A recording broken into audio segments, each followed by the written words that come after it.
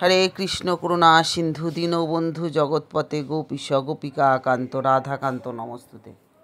একাদশী কি, কীভাবেই বা একাদশীর আবির্ভাব হলো, আর একাদশী পালনের নিয়মাবলী, একাদশীর মাহাত্ম্য সবটাই আজকে বিস্তারিত এই ভিডিওর মাধ্যমে আলোচনা করব। আগামী যে একাদশী আসছে তার নাম হচ্ছে মোক্ষদা একাদশী। 1 ডিসেম্বর সোমবার পালন হবে। তো আজকে আমি মোক্ষদা একাদশীর কথা বলবো না, পরের ভিডিওতে আমি মোক্ষদা একাদশী নিয়ে আলোচনা করব। আজকে একাদশী কি, এর মাহাত্ম্য কি, মানে আমরা যে একাদশীগুলো করি তার মাহাত্ম্য কি, কেন করি, কি কি পালন করব, সবটাই আমি বলবো আপনাদেরকে। তার আগে আমি বলে নেব যে নতুন যদি হয়ে থাকেন আমার চ্যানেলে, অবশ্যই চ্যানেলটা সাবস্ক্রিপশন করে রাখবেন, লাইক কমেন্ট করবেন, কারণ লাইক আর কমেন্টের মাধ্যমে আমরা উৎসাহিত হই। আর বলবো অবশ্যই অল বাটনে প্রেস করে রাখবেন, তাহলে আমি ভিডিও দিলেই আপনারা সঙ্গে সঙ্গে পেয়ে যান। বন্ধুরা, আপনারা কেমন আছেন? আশা করি ভালো আছেন। ভগবান আপনাদের সুস্থ রাখুক, এটাই কামনা করি সব সময়। তো আজকে আমি চলে যাই একাদশী কেন করি, একাদশীর মাহাত্ম্য কী, একাদশী সম্বন্ধে বিস্তারিত আলোচনা করব। আপনারা কিন্তু এই ধরনের ভিডিও একটু কমই পান, তাই স্কিপ করবেন না, ভিডিওটা পুরোটা দেখবেন, কারণ যারা একাদশী করেন তাদের জন্য কিন্তু এটা খুব প্রয়োজনীয় একটা তথ্য। কৃষ্ণ ভুলি যেই জীব অনাদি বহির্মুখ, অতএব মায়া তারে দেয় সংসার দুঃখ।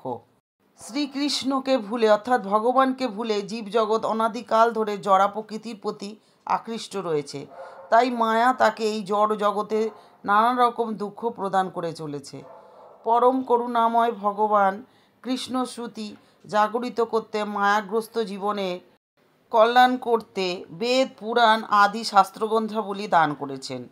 ভক্তি হচ্ছে ভগবানকে জানার এবং ভগবানের প্রীতি সাধনের একমাত্র সহজ উপায়। শাস্ত্রে যে 64 প্রকার ভক্তাঙ্গের কথা বলা হয়েছে তার মধ্যে হচ্ছে একাদশী সর্বোত্তম এবং সর্বশ্রেষ্ঠ। শ্রবণ কীর্তন স্মরণ আদি নবধা ভক্তির পরম দশম ভক্তাঙ্গন রূপে একাদশীর স্থান। এই তিথিকে হরিবাসর বলা হয়, তাই ভক্তি লাভের জন্য সকলেই একাদশীর ব্রত পালনের পরম উপযোগিতার কথা বিভিন্ন পুরাণে বর্ণিত হয়ে আছে। একাদশী তিথি সকলের অভীষ্ট প্রদানকারী। এই ব্রত পালনে সমস্ত প্রকার পাপ বিনষ্ট হয়, সর্বসৌভাগ্য এবং শ্রীকৃষ্ণের প্রীতি বিধান হয়। নারী পুরুষ নির্বিশেষে 8 থেকে 80 বছর পর্যন্ত যে কোনো ব্যক্তিরই ভক্তি সহকারে পবিত্র একাদশীর ব্রত কিন্তু পালন করা ভীষণ কর্তব্য, সবাই করবেন। কোনো সংকটজনক অবস্থা বা জন্ম মৃত্যু এই ধরনের কোনো অসুখ যদি থাকে, কখনো একাদশী পরিত্যাগ করবেন না। একাদশীতে শ্রাদ্ধ উপস্থিত হলে সেই দিন না করে দ্বাদশীতে শ্রাদ্ধ করা উচিত।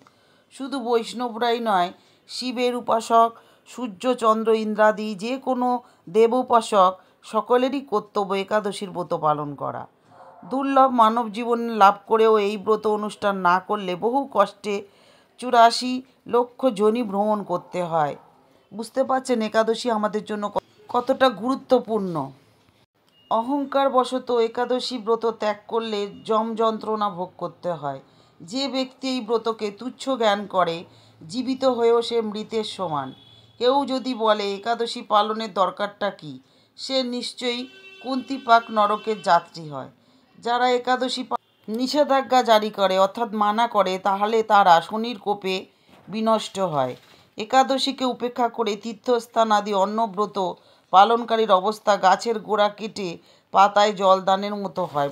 অনেকেই আছে একাদশী করিস, ওরে বাবা একাদশী তো বিধবারা করে। তাহলে বুঝতে পারছেন তো, একাদশী সবাই করে, এখন সবাই করে, বাচ্চারাও করে। কিন্তু একাদশী আবার অনেকে বারণ করে, কেন এত একাদশী করছো, পুজো করছো, একদম উচিত না করা, তাহলে সেই পাপী কিন্তু পাপে বিনষ্ট হয়ে যায়। একাদশী বাদ দিয়ে যারা দেহ ধর্মে অধিক আগ্রহ দেখায়, ধর্মের নামে পাপরাশিতে তাদের উদর পূর্ণ হয়ে যায়।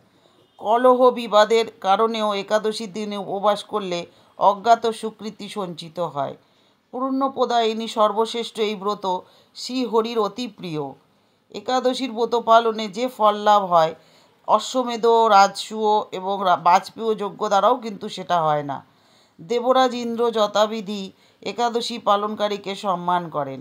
একাদশী ব্রতে ভাগবত শ্রবণে পৃথিবী দানের ফল লাভ হয়।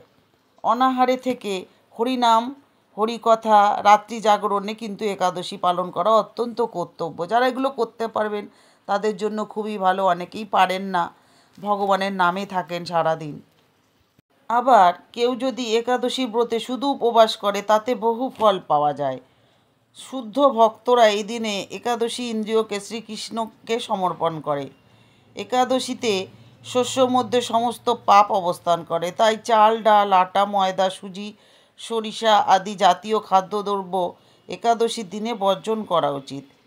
নির্জলা উপবাসে অসমর্থ ব্যক্তি জল, দুধ, ফলমূল, এমনকি আলু, পেঁপে, কলা, ঘি বা বাদাম তেল অথবা সূর্যমুখী তেলে রান্না করে অনুরূপ কল্প প্রসাদ রূপে গ্রহণ করতে পারেন, মানে ভগবানকে দিয়ে খেতে পারেন। রবি শস্য যেমন আপনার ধান, গম, ভুট্টা, ডাল, সর্ষে এগুলো পড়ছে। ও সয়াবিন তেল কিন্তু অবশ্যই বর্জনীয়, মানে সয়াবিন যে তেল হয় না সাদা তেল, ওটা খাবেন না। দশমী বিদ্যা একাদশীর দিন বাদ দিয়ে দ্বাদশী বিদ্যা একাদশীর ব্রত পালন করা সবথেকে ভালো। অনেকেই দেখবেন যে একাদশী করে দশমী থাকলে, মানে দশমীর মধ্যে করে, কিন্তু ওটার থেকে বেশি দ্বাদশীর মধ্যে যে একাদশীটা মানে যোগটা থাকে সেটাই করলে বেশি ভালো। একাদশী সূর্যোদয়ের পূর্বে সূর্যোদয়কালে, মানে তার মধ্যে যদি দশমী স্পর্শ হয় তাকে দশমী বিদ্যা বলে।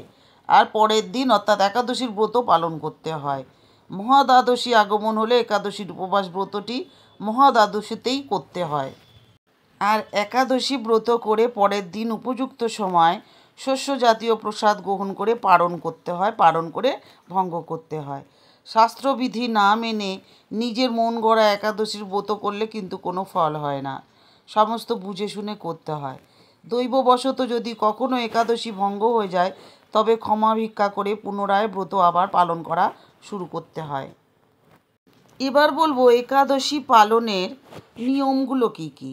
ভোরবেলা ঘুম থেকে উঠতে হয়, শুচি হয়ে শ্রীহরির মঙ্গল আরতিতে অংশগ্রহণ করতে হয়।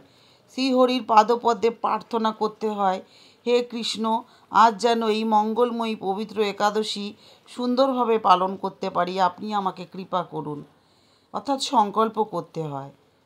একাদশীতে গায়ে তেল মাখা, সাবান মাখা, পরনিন্দা, পরচর্চা, মিথ্যা ভাষণ, ক্রোধ, রাগ, মানে আর কি দিবানিদ্রা, সাংসারিক আলাপালাদি বর্জনীয়, এগুলো করবেন না এই দিনে। এই দিন গঙ্গা স্নান বা আদি তীর্থে স্নান করতে হয়, পারলে গঙ্গা জল মিশিয়েও স্নান করা যায়। মন্দির মার্জন অর্থাৎ পরিষ্কার করবেন। শ্রীহরির পূজা অর্চনা, স্তব স্তুতি, গীতা ভাগবত পাঠ আলোচনাতে বেশি করে সময় দেবেন ওই দিনকে। এই তিথিতে গোবিন্দের লীলা স্মরণ এবং তার দিব্য নাম শ্রবণ করাই হচ্ছে সর্বোত্তম। যারা সনাতনী আছেন তারা পারলে ওই মালা জপতে পারেন, যতটা সম্ভব ততটা করলে ভালো হয়। একাদশীর দিন ক্ষৌর কর্মাদি অর্থাৎ ওই যে অনেকে নাপিতে গিয়ে চুল টুল কাটায়, ওগুলো একদম করবেন না। একাদশীর ব্রত পালনে ধর্ম, অর্থ, কাম ও মোক্ষ আদি বহু অনিত্য ফলের উল্লেখ আছে। শাস্ত্রে এমনটা থাকলেও শ্রী হরিভক্তি বা কৃষ্ণপ্রেম লাভই কিন্তু এই ব্রত পালনের মুখ্য উদ্দেশ্য। ভক্তগণ শ্রীহরির সন্তোষ বিধানের জন্য এই ব্রত পালন করেন। পদ্মপুরাণ, ব্রহ্মবৈবর্ত পুরাণ, বরাহ পুরাণ, স্কন্দ পুরাণ এবং বৈষ্ণব স্মৃতিরাজ ও শ্রী হরিভক্তি বিলাস আদি গ্রন্থে এই সব কথা বর্ণিত আছে। বছরে হচ্ছে 26টা একাদশী, সাধারণত 12 মাসে 26টা একাদশীর নামগুলো আমি বলছি। উৎপন্না একাদশী, মানে যেহেতু এই উৎপন্না একাদশীর দিন দেবী একাদশীর আবির্ভাব হয়েছিল। মোক্ষদা একাদশী, সফলা একাদশী, পুত্রদা একাদশী, ষঠতিলা একাদশী, জয় একাদশী, বিজয়া একাদশী, আমলকি একাদশী, পাপমোচনী একাদশী, কামদা একাদশী, বরুথিনী একাদশী, মোহিনী একাদশী, অপরা একাদশী, নির্জলা একাদশী, যোগিনী একাদশী, শয়ন একাদশী, কামিকা একাদশী, পবিত্রা একাদশী, অন্নদা একাদশী, পরিবর্তিনী বা পার্শ্ব একাদশী, ইন্দিরা একাদশী, পাশাঙ্কুশা একাদশী, রমা একাদশী আর উত্থান একাদশী। এই দিন হচ্ছে ভগবান জেগে উঠেছিলেন। কিন্তু যে বছর পুরুষোত্তম অধিমাস মলমাস থাকে, অর্থাৎ কার্তিক মাস যদি মলমাস হয় তাহলে সেই বছরে আরও 2টো এক্সট্রা একাদশী করতে হয়। সেটা হচ্ছে একটা পদ্মিনী ও পরমা, 2টো আবির্ভাব হয় যারা যথাবিধি একাদশীর উপবাসে অসমর্থ অথবা ব্রত দিনে সাধুর সঙ্গে হরিকথা শ্রবণে অসমর্থ হয়, তারা এই একাদশী মাহাত্ম্য পাঠ বা শ্রবণ করলে অসীম সৌভাগ্যের অধিকারী হয়। এটা আমি আপনাদেরকে আজকে বললাম এই ভিডিওর মাধ্যমে। একাদশী আমরা কেন করব, কারা কারা করব, কি কি মানব, সবটা বললাম। এর পরে যে ভিডিওটা আমি করব সেটা হচ্ছে, এই যে আমরা একাদশী করি তার তো আলাদা আলাদা একটা মাহাত্ম্য থাকেই, কিন্তু এই যে একাদশী আমরা করছি, যেটা কেন করছি তার যে মাহাত্ম্যটা, সেটাই আমি বিস্তারিত আরেকটা ভিডিওর মাধ্যমে বলবো। আর একাদশীর আবির্ভাবটা নিয়েও আমি বলবো, যেটা আমরা উৎপন্ন একাদশীর দিন পালন করেছি। তো যাই হোক বন্ধুরা, ভিডিওটা ভালো লাগলে সকলের সাথে শেয়ার করে দেবেন, তাদেরকেও জানার সুযোগ করে দেবেন। কারণ ভগবানের কথা আমি বলি সবসময় যে ভগবানের কথা অমৃত সমান। সকলের সাথে শেয়ার করবেন, বলবেন, তত আপনার পুণ্য লাভ হবে। তো বন্ধুরা, আজকে বলবো এতক্ষণ আমার সাথে থাকার জন্য আপনাদেরকে অসংখ্য ধন্যবাদ। সবাই সুস্থ থাকুন, ভালো থাকুন, আনন্দে থাকুন। আজকে আসি, আবার দেখা হচ্ছে নতুন আর একটা ভিডিও নিয়ে। হরে কৃষ্ণ কৃষ্ণ কৃষ্ণ হরে হরে, হরে রাম রাম রাম হরে হরে। হরে কৃষ্ণ, রাধে রাধে।